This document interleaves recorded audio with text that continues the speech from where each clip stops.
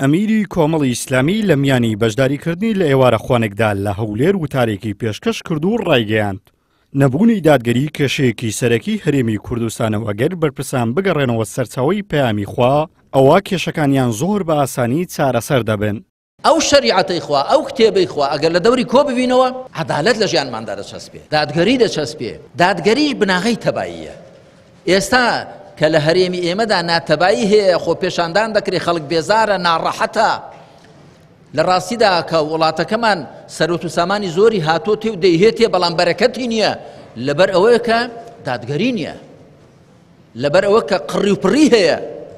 با بگەڕێنەوە بۆ دەوری قورئان، ئەو قورئانەی کە پێمان دەفەرمێ کەی لا یەکوونە دوولەتەن بەین الئەغنیاء منکم، با سەرۆت و سامان تەنیا لە دەستی دەوڵەمەندەکانتاندا کورت هەڵنەیە، نیعمەتەکانی خوا بۆ هەموو بەندەکانی خوان، نابێ هێندێکیان بۆ خۆیانی قۆڕەکەن.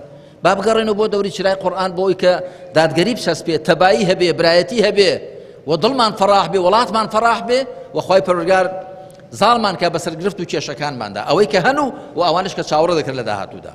لە درێژەی قسەکانیدا مامۆستا عەلی باپیر ئاماژەی بەوە کرد نابێت ئەوەی لە ڕەمەزان پێکەوەمان ناوە لە دوای ڕەمەزان بە ئاویدا بدەین. هەروەها پەیامێکی ڕاستەی ئەو کەسانەکە کە لە مانگی ڕەمەزان واز لە تاوان دەهێنن و دەگەڕێنەوە بۆ لای پەروەردیگار و وتیگەڕانەوە بۆ لای خوا لە هەر کات و هەر چۆنێک بێت باشترە لەوەی کە مرۆڤ تەواوی تەمەنی لە دوور لە خوایی بەسەر ببات.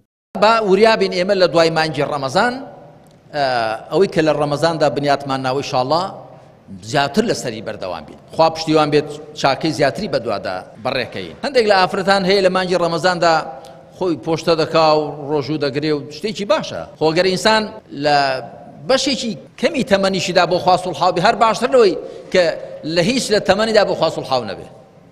هەتا هەندێک لە زانایان کە ڕایان وایە کە ئەوەی نوێژ هەر نەکات دەچێتە دۆزەخ و مسڵمان نییە، دەڵێن ئەگەر هەر جومعەکانیش بکە ئەو کاتە بەوە لە قەڵەم نادرێت کە هەر نوێژ نەکەرە، تاریک و سەڵاتە، ئەگەر تەنیا جومعەکانیش بکە.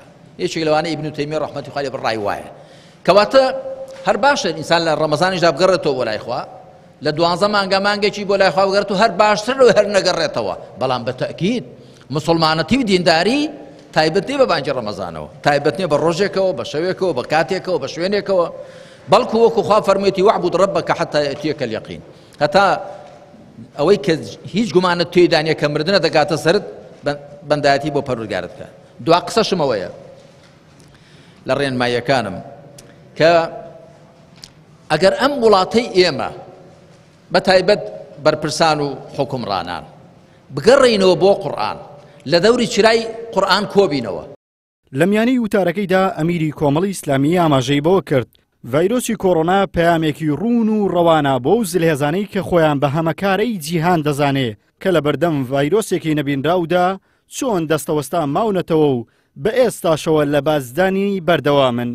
جێئاماژەیە پەیامەکەی ئەمیری کۆمەڵی ئیسلامی لە میانەی ئێوارەخوانێک بوو کە سەرۆکی فراکسیۆنی کۆمەڵی ئیسلامی لە پەرلەمانی کوردستان بۆ بەشێک لە پێشمەرگە دێرینەکان و خانەوادەی شەهیدانی ڕابوونی ئیسلامی لە سنووری شاری هەولێر سازی کردبوو. عیمران ئەمیر، کەناڵی ئاسمانی پەیام، هەولێر.